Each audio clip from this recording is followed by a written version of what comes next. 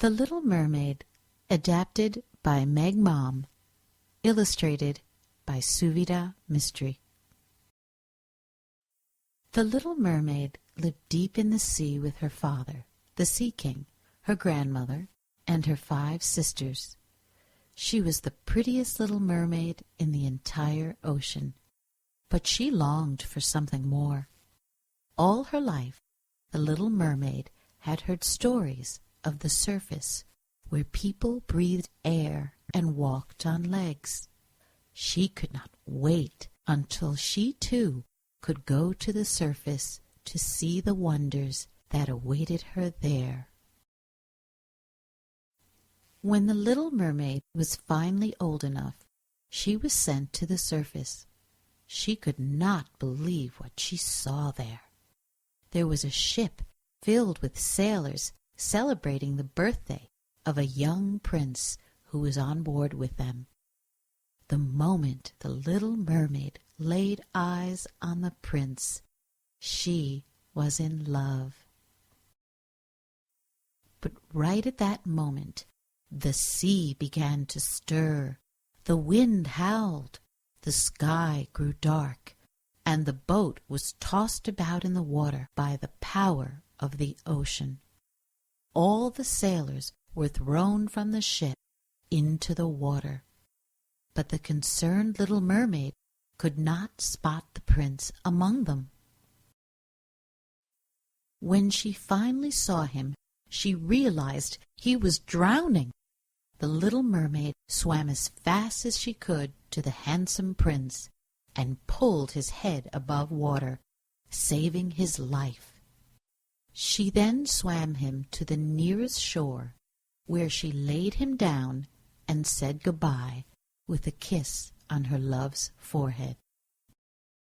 When he woke up, the prince had no memory of the courageous young mermaid that had saved his life, so the little mermaid's love was not returned.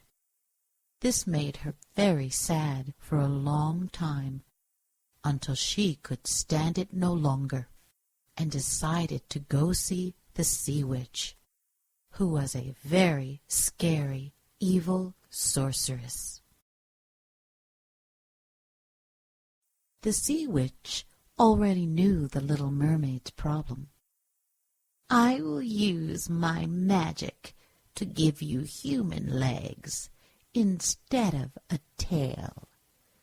They will cause you great pain, but you'll be the most beautiful girl in the world." The little mermaid nodded in agreement. The Sea Witch then warned her, "However, you must know that once you become a human, you can never be a mermaid again, meaning you will never be able to return to the ocean to see your family and home." "I understand," said the little mermaid. The witch did as she had promised. However, in exchange, she took the voice of the little mermaid, so she couldn't talk or sing any more. The little mermaid awoke on the shore and found that the handsome prince was at her side. The prince took the little mermaid back to the castle and had her dressed in beautiful clothes. But every step towards the castle felt like stepping on knives to the mermaid. The prince and the little mermaid became best friends, even though she could not talk. They spent all their time together and went on many adventures. One day, the king and queen decided it was time for their son to get married and sent him to meet a princess in a neighboring kingdom. The prince confessed to the little mermaid that he was not happy to meet the princess because he was already in love with someone else. "I was in a shipwreck," the prince began, "and when I washed up on shore, a girl was there, and she cared for me. She is the one I love. But sadly, I never found out who she was." This made the little mermaid sad, because she knew she was the one who had saved him. But the prince continued on. "You remind me very much of this girl, and this has caused me to love you. I would rather marry you than the princess I'm going to meet." The little mermaid was very excited about this, and she wished to exclaim her joy to the prince, but was unable to because of the witch's spell. The prince still had to go meet the princess to please his parents. When he met her, he discovered she was the girl he was in love with from the shore.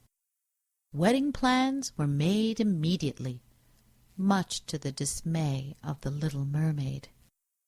The little mermaid now knew that the prince had not fallen in love with her. He only said that because she had reminded him of his true love. She had given up being a mermaid, her home, and her family for nothing.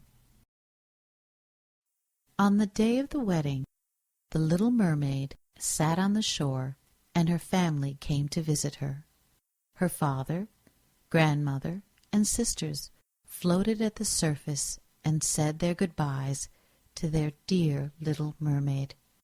They knew that when the prince married someone else, the little mermaid could no longer be human, but as the sea witch had warned her, she couldn't be a mermaid either. As the wedding began, the little mermaid's heart was broken, and her spirit floated down to the surface of the water. Because the little mermaid had suffered so greatly for love, she did not become the sea foam that is quickly washed away. The broken-hearted little mermaid was turned into the spirit of the wind. She was now able to fly around the whole world, delivering cool ocean breezes on warm days, and exploring just like she had always wished to do.